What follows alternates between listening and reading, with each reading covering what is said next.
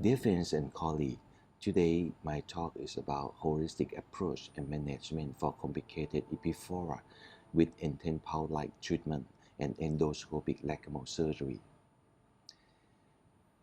For my current concept that I use for approach for the complicated tearing problem, the first part I would like to share about the surgical concept, and the second part I would like to share the concept of apply optimal treatment for severe ocular surface disease caused functional epiphora.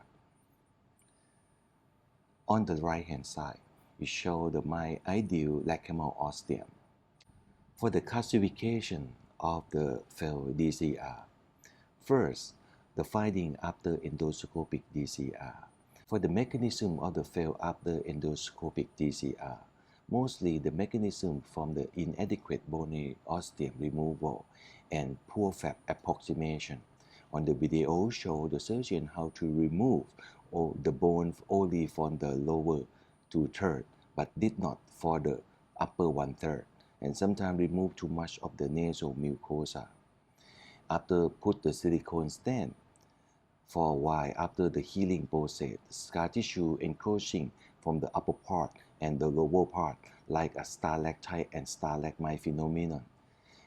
Finally, the sum syndrome happened, and we can see very small ostium opening over the area of the common canaliculi, and sometimes the thick scar tissue happen.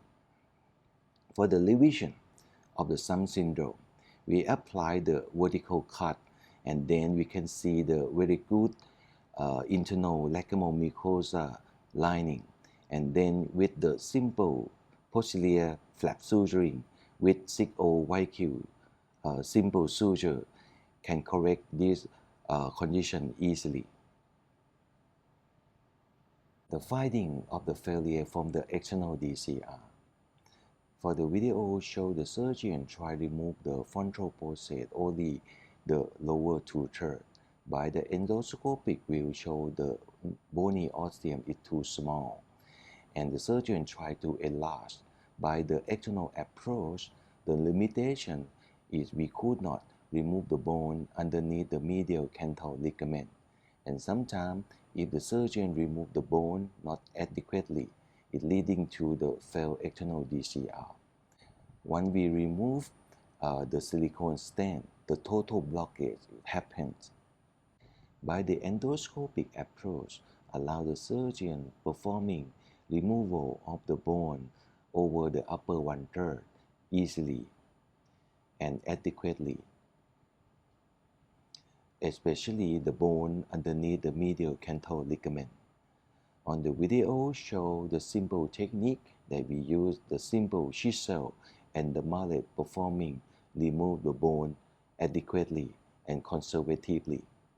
In this video show complicated epiphora after multiple failed external DCR. By endoscopic view, we can see very small nasal ostium, and partially of the water could be passed by the lacrimal silinking.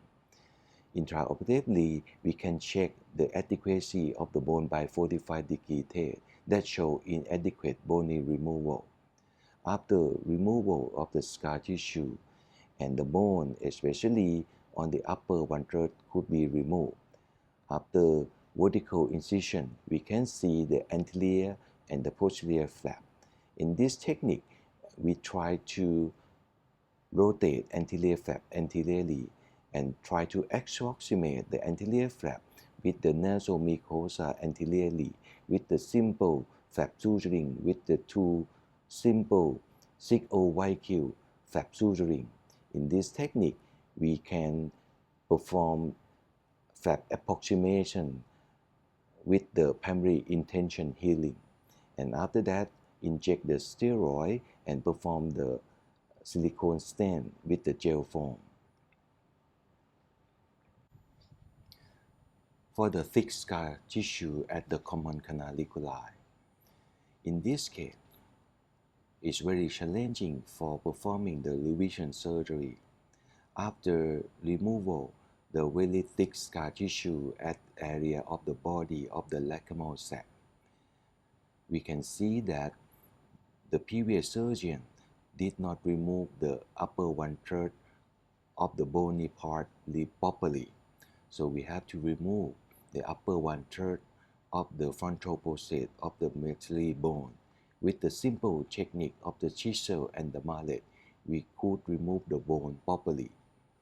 After that, we can see the very thick scar tissue overlying the area of the common canaliculus. At that time, I got the very difficult time for lysis and remove the scar tissue at the area of the common canaliculus. At that moment, I tried to create the horizontal incision and try to use the scar tissue imitate like a superior flap and try to rotate the pseudo superior flap superiorly and try to perform fixation of the superior flap to the nasal mucosa superiorly with the 6O YQ flap suturing. In this technique, I think we can try to fix the superior flap superiorly to the nasal mucosa and prevent the superior flap move downward and prevent the recurrence of the scar tissue. After that, the steroid injection and the silicone stent and the gel foam could be applied. For the second part of my talk is about the optimal treatment for the complicated functional epiphora caused by blepharitis. 44 years old lady with the problem of marked epiphora happened at 1 month after the successful endoscopic DCR on both sides. And when we do the mammography, we show that 80-90% of her meibomian gland have been lost. She has a marked facial rosacea, marked eyelid margin abnormality, and severe meibomian gland loss, and marked keratitis, and follicular and papillary conjunctivitis. All information initiate refracturing and complicated epiphora. Her eye is so red. Let's take a look how meibomian gland dysfunction happen. This is the normal eyelid, and the meibomian gland inside release the oily layer to be the outer layer of the tear film.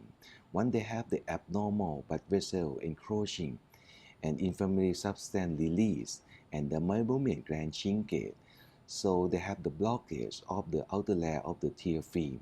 So they have a lot of ocular surface inflammation. It is so worthwhile for the ophthalmologist and the lacrimal specialist to understand the cause and the optimal treatment for all causes of ocular surface disease.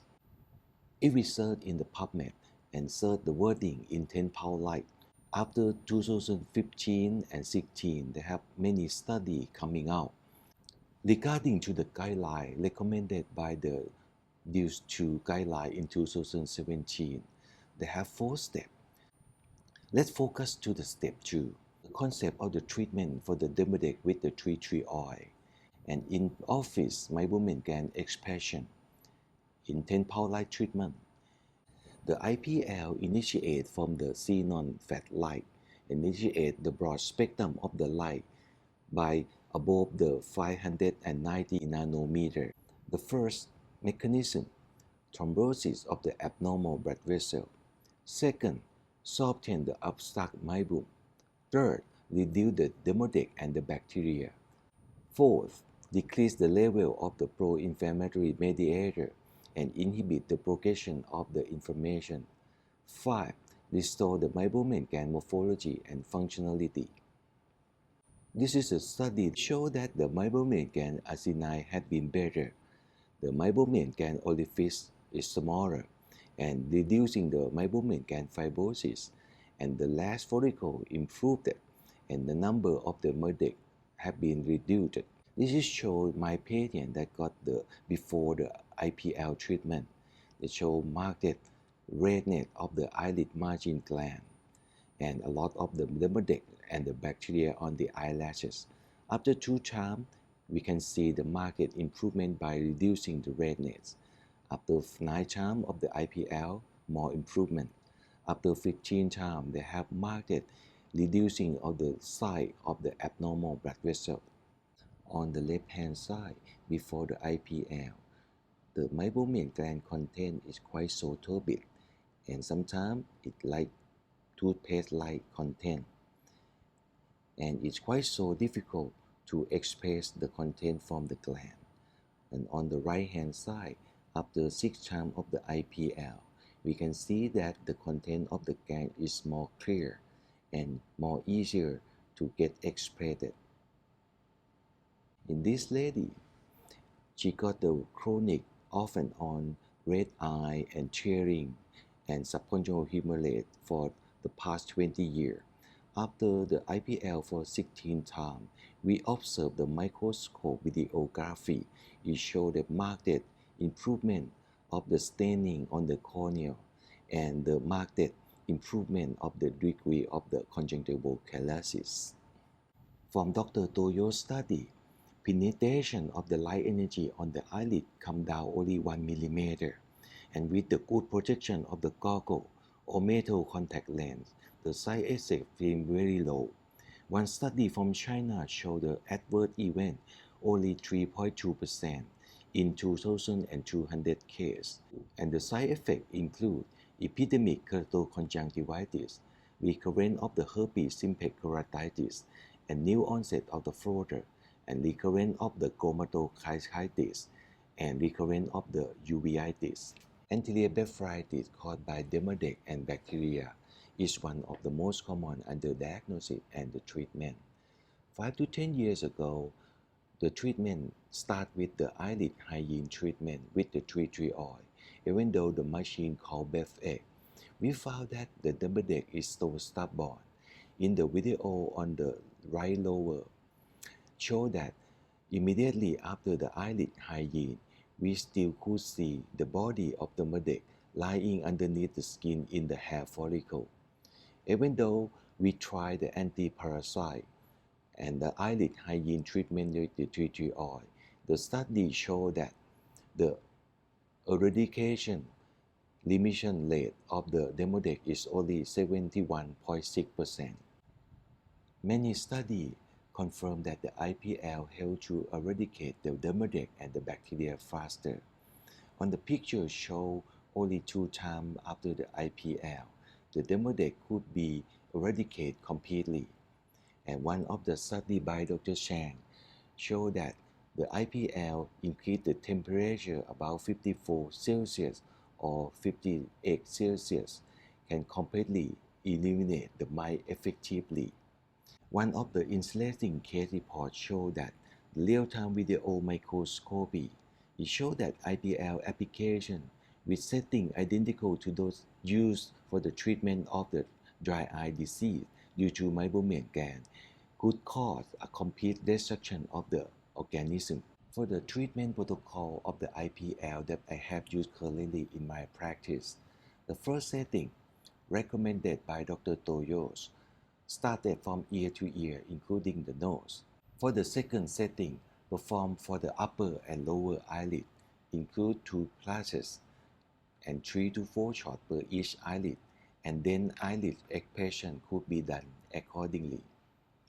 For the IPL, we can start from 4 treatment, 8 treatment, or 12 treatment or more, every 2 to 4 weeks, minimal discomfort, painless procedure or spa-like treatment. Then, after this achieve for 80 to 90% of the improvement, every 3 months or 6 months for the maintenance and prevention protocol would be recommended. By conclusion, IPL is my favorite and primary treatment for anterior and posterior blepharitis patients. The treatment for blepharitis is considered as a lifetime treatment. Although due to guidelines, we could manage complicated pseudo-epiphora efficiently, and the patient with nasolacrimal obstruction need to be informed about their blepharitis condition and future treatment before the lacrimal surgery.